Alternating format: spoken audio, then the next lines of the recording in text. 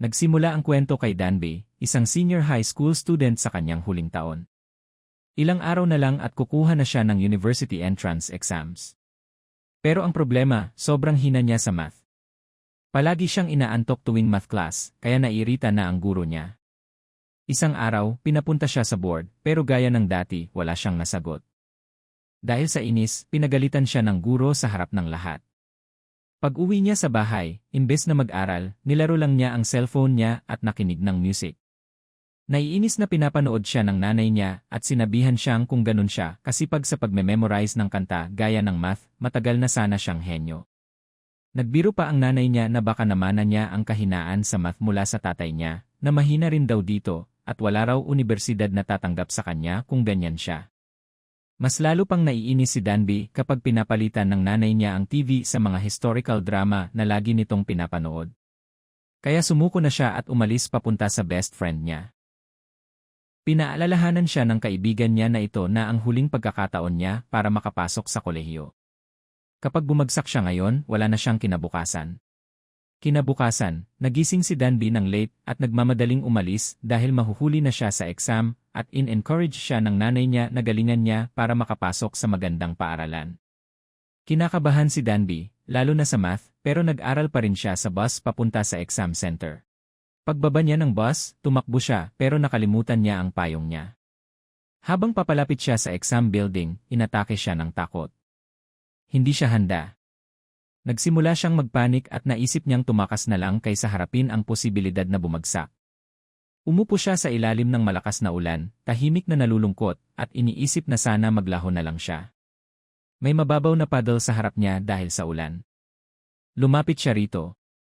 Nakita niya ang grupo ng mga taong nakasuot ng kakaibang damit, nagtitipon at nagdarasal para sa ulan. Sinabi nilang 3 taon nang walang ulan at namamatay na ang mga tao sa tagtuyot. Biglang tumalon si Danby sa paddle at parang nalunod. Pero imbes na mamatay, muli siyang lumitaw sa parehong lugar pero nasa ibang mundo na. Nalilito siya at tinanong ang mga tao kung may shooting ba ng historical drama. Nakita siya ng hari at natakot, sumigaw kung isa ba siyang demonyo. Kinabahan siyang sumagot, hindi, isa lang akong high school student. Pero parang mahiwagang salita iyon sa kanila, kaya lalo silang natakot. Biglang pinalibutan siya ng mga gwardiya na may tunay na espada. Nagpanik siya at nag-improvise, alam ko kung bakit ako nandito. Diyos ko, magpadala ka ng ulan. Inulit ng mga tao ang sinabi niya na parang dasal. Pero pag-angat nila ng ulo nawawala na siya. Tumakbo na siya palayo hanggang makarating sa lugar na puno ng seremonyal na mga damit. Nagbalakayo siya bilang pari ng templo at palihim na pumasok sa pagpupulong kasama ang hari. Sa meeting, sinabi ng hari na dapat na nilang tigilan ang pamahiin at pag-aralan ang science at math para masolusyonan ang problema ng kaharian. Pero tumutol ang punong pari. Sinabi niyang delikadong kalokohan yon at ang math daw ay isa ring uri ng pamahiin at hindi raw mauunawaan ang kalikasan gamit ang mga equation. Ayon sa kanya, ang tunay na dahilan ng tagtuyot ay galit ang langit sa hari at ang solusyon ay isang banal na ritual kasama ang reyna. Palihim na umalis si Danby at hinanap ang cellphone niya pero nahuli siya. Habang hinihintay ang hari, naisip niyang baka makatakas siya kapag umulan na. Pero sinabi ng hari na 3 taon nang walang ulan at hindi niya gusto ito. Iniutos ng hari na patayin siya agad. Nagpanik siya at nagmakaawa, sandali lang. Isa akong estudyante mula sa hinaharap at aksidente lang ako napunta rito. Sinubukan niyang kumbinsihin ang hari na marami siyang alam sa history. At nang hindi ito gumana, sinabi niyang magaling din siya sa math. Naintriga ang hari at binigyan siya ng pagkakataon. Pinapunta siya sa pagsagot ng problemang tungkol sa Pythagorean theorem. Noong una, hindi niya maintindihan pero nang ma-realize niya kung ano yon, mabilis niya itong nasagot. Namangha ang hari dahil karaniwan daw inaabot ng 3 araw ang mga iskolar niya para masagot iyon. Mula noon, tinuring si Danby bilang isang iskolar. Binigyan siya ng hari ng misyon na turuan ng math ang mga tao. Kapag nagtagumpay siya, papayagan siyang makabalik sa mundo niya. Ang hari ang unang estudyante niya at nagulat siya dahil hindi man lang ito marunong magbilang. Tinuruan niya ito mula sa pinakasimple numero, addition, subtraction, hanggang multiplication. Kalaunan, naghanda sila para sa math contest laban sa karibal na lungsod. Kapag natalo si Danby, mapaparusahan siya. Matapang pa niyang sinisigawan at minsan ay binabatokan pa ang hari kapag nagkakamali ito. Minsan, muntik na siyang patayin ng mga gwardya dahil ginawa niya sa hari, pero pinigilan sila nito at tinawanan lang iyon. Tuwing dumarating ang reyna, tinatago nila ang mga math papers at nagpapanggap na nagpa-practice ng music. Isang araw, napansin ng hari na nagugutom si Danby kaya inimbitahan niya itong kumain. Pero hindi niya nagustuhan ang pagkain, kaya dinala ng hari sa kusina at nagluto ng instant noodles gamit ang dala niyang ingredients. Nagustuhan iyon ng hari kahit maanghang. Nang alukin niya ng tubig, tumanggi ang hari dahil gusto raw niya ang anghang. Kinabukasan, sumigaw ang hari sa buong palasyo. Nang tignan siya ni Danby, may orasyon ito sa mukha dahil akala niya kinulam siya. Sinabi ni Danby, "Hoy, noodles lang yon, hindi ka kinulam. Naparami lang ang chili sa tiyan mo." Tinanong ng hari, "Ano ba ang tiyan?" Ipinaliwanag ni Danby kung ano ang tiyan, bituka, at puso, at kung paano mararamdaman ang tibok nito. Pero sinabi ng hari na wala siyang maramdaman. Umiti si Danby at sinabing, "Okay lang. Balang araw, kapag may minahal ka, mararamdaman mo rin yan." Namangha ang hari sa kaalaman niya at pinagturo siya sa lahat ng royal scholars, hindi lang math kundi pati science at agrikultura. Isang gabi, inalok siya ng hari ng tangerine. Kaswal lang niyang sinabi ang isalamat, pero nagalit ang hari dahil dapat daw pinahalagahan niya yon. Tumawa si Danby at sinabing prutas lang yon.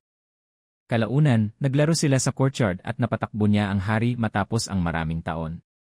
Kinabukasan, sinabi ng hari sa kanyang mapapangasawa na papakainin siya ng love potion sa pagkain nila.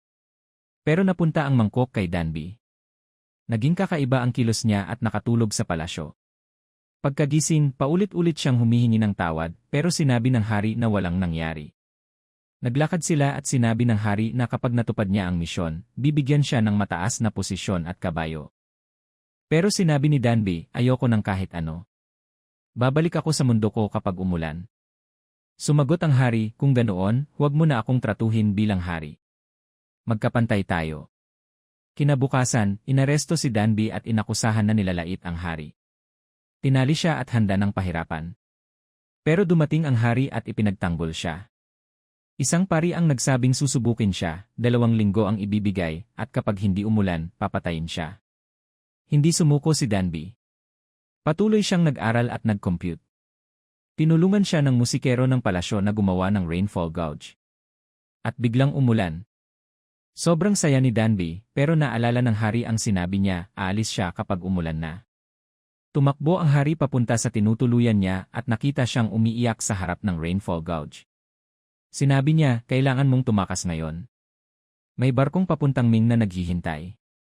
Pero umiling si Danby. "Buong buhay ko, tumatakbo ako. Kaya ako napunta dito dahil tumakas ako sa mundo ko." Sa sandaling iyon, dumating ang musikero, lihim pala siyang kaalyado ng punong pari. Inutusan siyang patayin si Danby dahil pinaniniwalaan nilang galing siya sa hinaharap. Sinabi ng musikero sa pari, kung totoo iyan, mas delikado siya kaysa sa inaakala. Kailangan natin siyang alisin. Dinala ng musikero si Danby at isinakay sa kabayo, mabilis silang tumakbo sa gubat hanggang makarating sa isang masukal na kagubatan. Doon niya sinabi, "Matagal ko nang alam na babae ka, pero matinong tao ako. Ligtas sa akin ang lihim mo." Ipinaliwanag niya na hindi niya sinasadya yon. Ang trabahong nakuha niya ay para sana sa isang lalaki, kaya napilitan siyang tanggapin ito. Samantala, sa palasyo, sinusubukan ng mataas na pari na kumbinsihin ang hari na sirain ang lahat ng itinuro ni Danby, lalo na ang bagong sistema ng pagsusulat na ginagawa niya. Kailangan daw manatili sa tradisyon at alisin ang impluensya ng batang iyon. Pero hindi iyon matanggap ng hari. Umalis siya ng palasyo sakay ng kabayo at hinanap si Danby sa kagubatan. At naabutan ng mga gwardiya si Danby at ang musikero. Pinatakas siya ng musikero at hinarang ang mga ito, lumaban siya hanggang sa dumating ang reyna, sugatan at duguan ang mga paa dahil tumakbo siya para hanapin sila.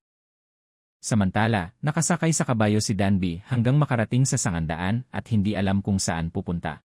Naalala niya ang sinabi ng hari, ang araw daw ang orasan ni Jason, kaya sinundan niya ang liwanag hanggang makarating siya sa dagat.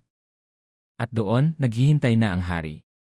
Nang gabing iyon, magkatabi silang nakaupo habang pinapanood ang mga bituin. Sinabi niya, sa hinaharap, hindi na namin nakikita ang ganitong karaming bituin. Sumagot ang hari, ang pinakamaliliwanag na lang ang nakikita nyo. Tingnan mo, ang nakikita mo lang ngayon ay ang mga bituing pinipili mong makita. Pero kung hihinto ka at titingin ng mabuti, mas marami ka pang makikita. Nandyan na sila noon pa, hindi mo lang napapansin hanggat hindi mo pinipiling makita. Nakikita ng mata ang nais makita ng puso. Pagkatapos ng katahimikan, inamin ng hari na mahal niya siya. Sinabi niyang gusto niyang gumawa ng bagong, mas madaling wika para matutunan ng lahat, hindi lang ng mga maharlika. Biglang may naalala si Danbei. Kinuha niya ang pera mula sa hinaharap at nakita ang mukha ng hari na nakaimprenta roon. Doon niya napagtanto na magtatagumpay nga ito. Pagbalik ng hari sa palasyo, inanunsyo niyang magbibigay siya ng sahod sa mga taong naglilingkod ng mabuti sa bayan. Nagulat ang lahat ng sumang-ayon ang mataas na pari, sinabing dapat gantimpalaan ang sinumang nakakatulong sa mga tao. Ano ang tingin niyo? Tanong niya. Pero hindi sumang-ayon ang iba, naniniwala silang dapat silang itaboy o patayin. Sa kabila nito, patuloy na lihim na tinuruan ni Danbei ang hari, matematika, pagsusulat, at pangangatwiran nang hindi alam ng mga pari. Isang araw, nakita niya ang reyna na palihim na kumakain. Pinagbawalan kasi itong kumain ng marami para hindi tumaba at masira ang itsura. Inalok ni Danbei ang reyna ng instant noodles. Tinanggap ito ng reyna at habang kumakain sila, nagkwentuhan sila. Doon nagsimula ang kanilang pagkakaibigan. Pagkalipas ng ilang araw, nilapitan ng reyna ang hari at sinabi niyang alam na niya ang lahat. Sinabi rin niya ito sa reyna ina dahil si Danbei ay dapat maging isa sa mga magiging asawa ng hari.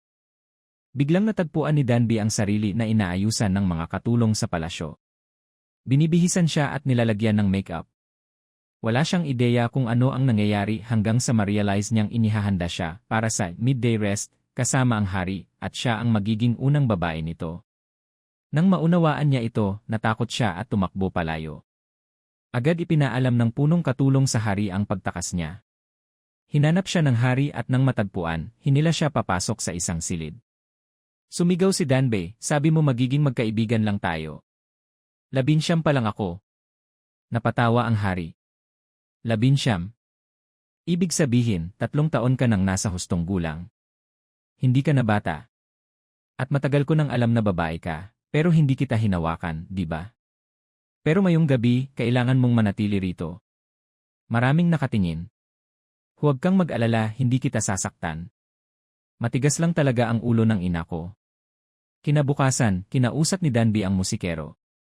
Tinanong siya, sigurado ka bang gusto mong bumalik sa hinaharap? Hindi siya nakasagot.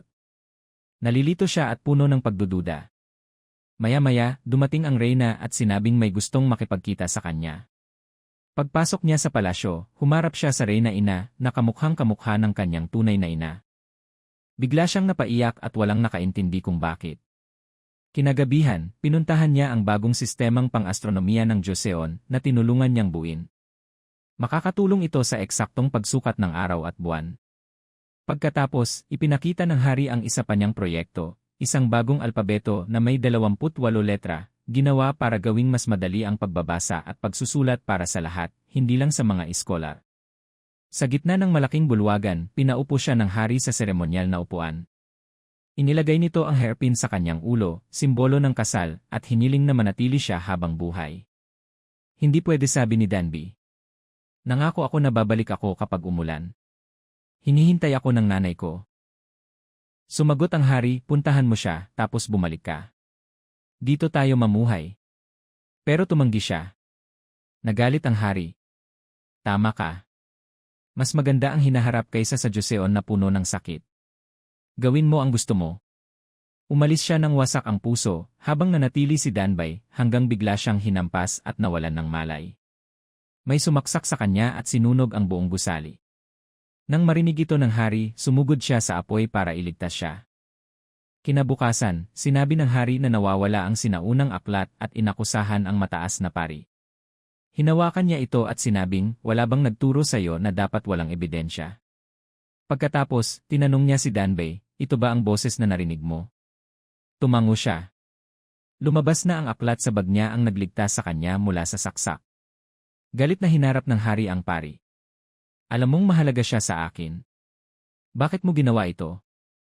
Sagot ng pari, kapag kumalat ang bagong wika, mag-iisip ng malaya ang kabataan. Magkakaroon ng kaguluhan. Sumagot ang hari, hindi ako takot mamatay. Takot ako sa kaguluhang sisira sa hinaharap. Pero kahit pigilan mo, itatayo ko ang sistemang ito para sa mga tao. Hindi nagbago ang isip ng pari. Lumuhod ito at humiling na patayin na siya. Maya-maya, umulan. Nagpaalam si Danby sa lahat. Sinamahan siya ng hari hanggang sa dalampasigan. Doon, pumasok siya sa lawa kung saan siya unang napunta at muling lumubog. Pag-ahon niya, nasa sarili na siyang mundo. Ilang segundo pa lang ang lumipas. May oras pa siya para sa exam. Tumakbo siya papunta sa testing center at nadatnan ang guro. Nagsimula na ang exam pero umabot siya. Kinuha niya ang pagsusulit. Pag-uwi, nadatnan niya ang kanyang ina. Niyakap niya ito ng mahigpit. Nagbago na si Danby ang pananaw at ugali niya.